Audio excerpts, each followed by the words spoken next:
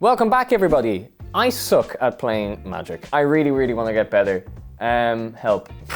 That's quite a deep question, but I think we need to start off with, do you understand your deck? Maybe. I know like some of the lines to go into, but sometimes I get confused. I just like forget certain interactions and stuff like that. So I think most importantly, when you're going to sit down and play, you need to understand your deck really, really well. You need to be able to list off every single card in your deck off by heart, in my opinion. The best way to play Magic is playing the best lines, doing the best attacks, doing the best blocks. I mean, you can only do these things if you understand what's on the table, you understand what's in your hand, you understand what could be on top of the deck. While there's luck involved in Magic, you need to play around the luck. And the way you can play around it is understanding what you're drawing, what you're casting, what you're attacking with. So it's very, very important you understand everything to do with your deck, as well as understanding your deck understands what you have to do against your opponent's deck. So I feel like maybe I'm not as good at deck building as like I should be, and I don't know whether I don't know how to get better at that even, like, you know? Yeah, definitely. So what comes alongside with understanding your deck is as you play with your Magic deck, you'll realize, wait a second, this card doesn't fit my strategy. While it seemed to be it was going to fit my strategy, in actuality it didn't. You know, it's very important to make sure that all the creatures that you're playing work together, all the spells, maybe you have a load of burn spells in your deck, but you're not an aggressive deck. You want more creature-based removal, your control strategy.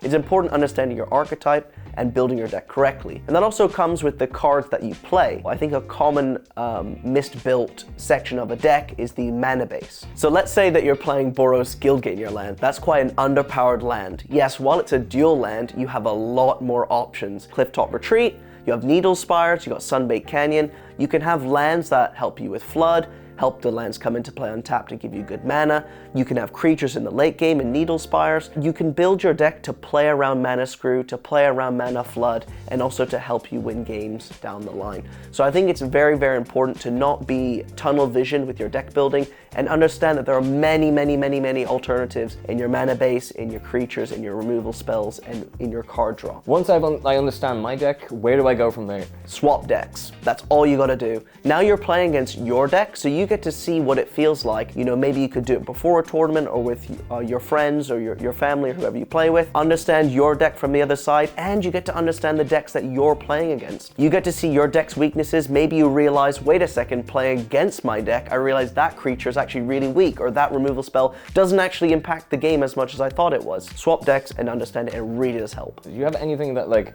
just general good tips for like, just game conduct or like just playing, like, you know? From tournament experience in the past, obviously there hasn't been many high-level tournaments to play in. You know, in my old Grand Prix and Cardmarket series, there is a lot of bluffing and psychological games being played between players. I remember playing against actual pro players in the past. They'll draw a card, they'll sigh, they'll put their hands in their head, and then they'll cast the best possible spell. Oh Lord, how could this have happened? Anyway, board wipe, and it's like, yeah. You know, gotta have a poker face, but people use it to their advantage, so you can sigh, you can take extra time to think about something. So you're not just playing the cards, you're playing your opponent. Let's say I'm a burn player, I've got 2 lands in hand and a Goblin Guide on the table. That's obviously a really bad scenario to be in. My opponent has an Omnath on the table. You technically can't attack because the Omnath can block the Goblin Guide, but they don't know I have 2 lands in hand. If you attack, what you're saying to your opponent is, I have a burn spell. You can block, but you're gonna trade it with my Lightning Bolt because they can't risk you having that burn spell, because it's very likely that a burn player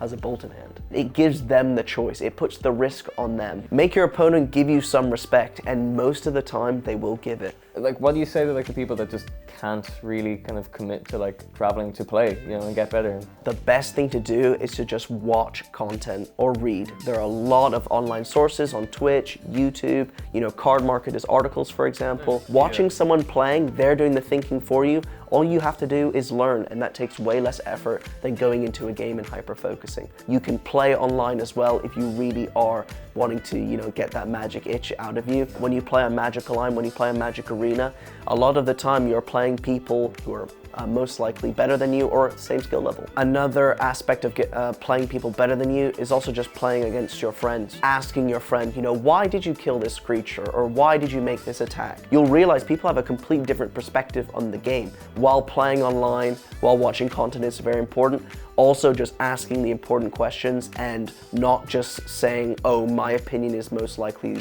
the right one. Hell yeah. Okay, I feel like I've learned a lot now. I think I'm going to be able to take my skills to the next level and hopefully do well at the next FNM. But thanks for coming along. If you like the content, don't forget to like and subscribe, ding the notification bell, and we'll see you next time.